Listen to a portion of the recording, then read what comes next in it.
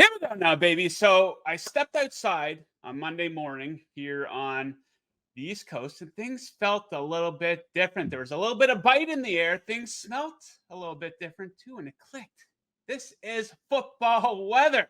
And with that, of course, week zero, games that actually matter are coming up here on Saturday. And with that, it brings me great pleasure to share that we're bringing in one of the big guns. Brad Powers will be back providing college football coverage and analysis all season long for us here at Covers. And we welcome Brad to the show. Brad, very excited to be working with you this season.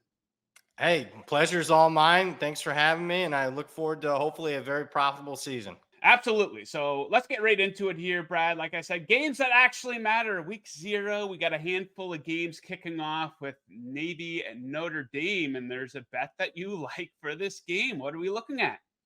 I like the over. I like over 49, and I get it. There's weather concerns. It might rain, but not really that scared unless it happens to be a monsoon or a hurricane. I think Notre Dame's going to get their points, mainly because I think Notre Dame's upgraded quarterback this year might be the biggest in all of college football this season. We're going from a kid like Drew Pine that can't even win the job at Arizona State, or Tyler Buckner, four string in Alabama right now, to Sam Hartman, who's one of the most prolific passers in the history of college football. So I like the upgrade there. I also like, I'm not a big series history or trends guy, but what I do notice in this series is it is very high scoring.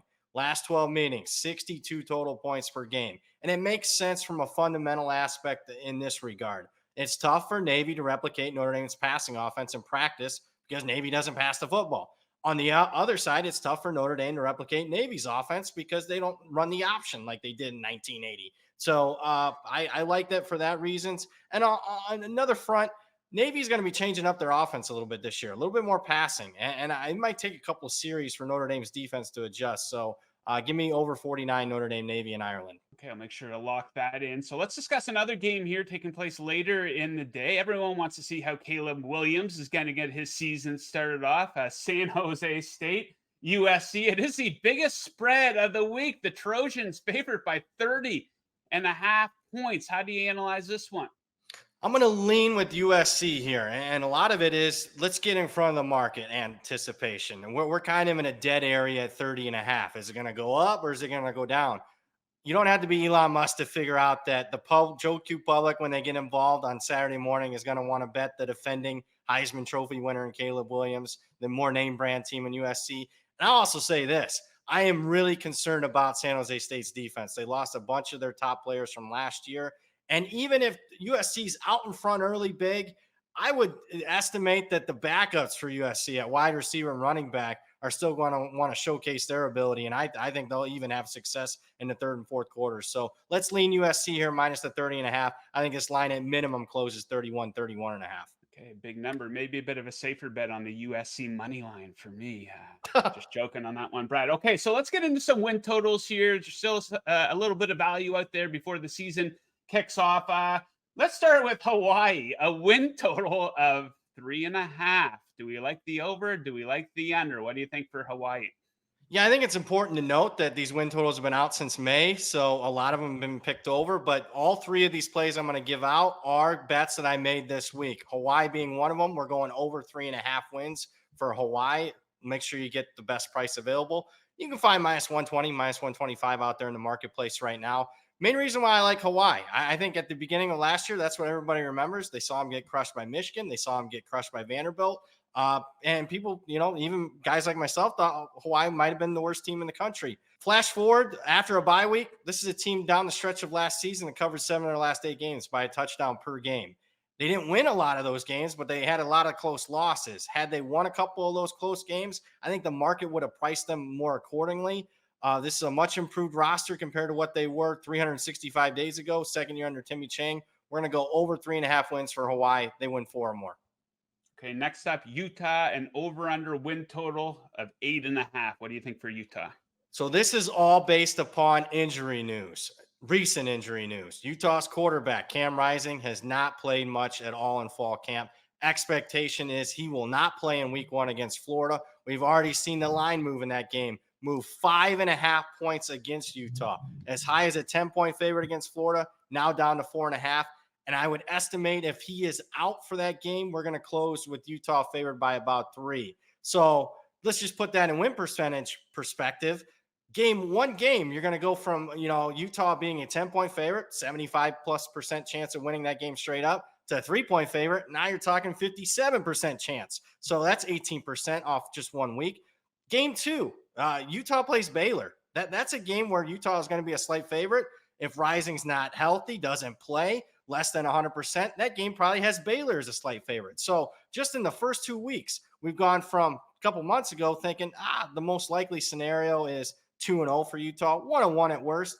Now the most likely scenario is probably 1-1 with 0-2, a greater chance than 2-0. So because of that, I think we're picking up a half win of value here, even late in the summer. Let's go under 8.5 wins on Utah. Okay, next up, Liberty sitting there at a flat 9. What do we think for them this season? We're again going under Liberty, under 9 wins, despite the fact that Liberty plays the easiest schedule in the country this year. But let's again take in the recent news into consideration. Liberty's had several guys get ruled out for the season in fall camp. On top of that, they had a devastating news. One of their true freshman signees died. I don't think that's good for the locker room. You could say, yeah, they could rally around it, but I have found in the past that it doesn't really help a team because, I mean, you question how important is the game of football and whatnot. Let's talk specific, though. I like reading the tea leaves in the marketplace. Just recently, a very sharp group bet against Liberty in week 1. They bet on Bowling Green, a terrible team, a team that guys like myself hate this upcoming season. So the fact that Liberty is getting played against already in the marketplace in a week 1 game against a bad team says that this team's prospects of winning 10 games this year have really slimmed down here in fall camp. Okay, let's take a look at a Heisman bet that you like. Of course, we know Caleb Williams is the favorite, but you have your eyes on a guy a few slots down. What are you looking at? Yeah, so I know everybody wants to bet a little to win a lot. That's what people like doing. So I think the one that's still holding value, and keep in mind at this time of year, a lot of the theoretical holds for the sports books are considerable at this point. But Jordan Travis from Florida State, we're going to take him to win the Heisman at 15-1. And this is kind of also a play on Florida State in week 1 against LSU. That's the prime time big game on Sunday night, an isolated game where if Florida State does indeed overachieve and win that game outright, it's mainly going to be because of Jordan Travis. And if he has a big game week 1 in the spotlight game of the week, you're going to see Jordan Travis might be the Heisman favorite after 1 week. So sure, why not? Let's take him 15-1 right now and maybe get a little hedged before an outcome that I kind of anticipate at this point. I am leaning Florida State plus the 2.5 in that game. I think they beat LSU. Yeah, it looks like a good spot. So, Brad, I got to ask you. I told you before we came on air that I'll try not to put you on the spot. I'm kind of going to put you on the spot right now. Did you catch the Florida Gators doc on Netflix? If so, what did you think? I did not, honestly, but I have I've read the reviews, and I even tweeted about a little bit of the reviews, and I'm not going to watch it because a lot of the interesting storylines to me don't look like they were covered. Looks like it was just a football doc, and I wanted to hear about the off the field issues that Florida had in those 4 or 5 seasons under Urban Meyer. Doesn't look like it was. It looks like it was a puff piece. Yeah, it was a puff piece, a fluff piece for sure. And I understand if you're going to talk about all the off-field stuff, then hey, Urban Meyer and Tim Tebow probably won't appear in your documentary. But you got to talk a little bit about Aaron Hernandez on this thing. Come on now. So, yeah, I was very disappointed that they kind of glossed over that because it was promoted a lot differently. Still kind of entertaining, though. I would say it was still very much worth a watch. Okay, so we will leave it at that, but we're going to have a ton more for you guys this college football season. If you like this video, it's very easy to let us know. Just hit that like button right down there. While you're at it, hit the subscribe button as well. Brad, we thank you for joining us. We'll catch up with you again in week 1. Best of luck with your bets.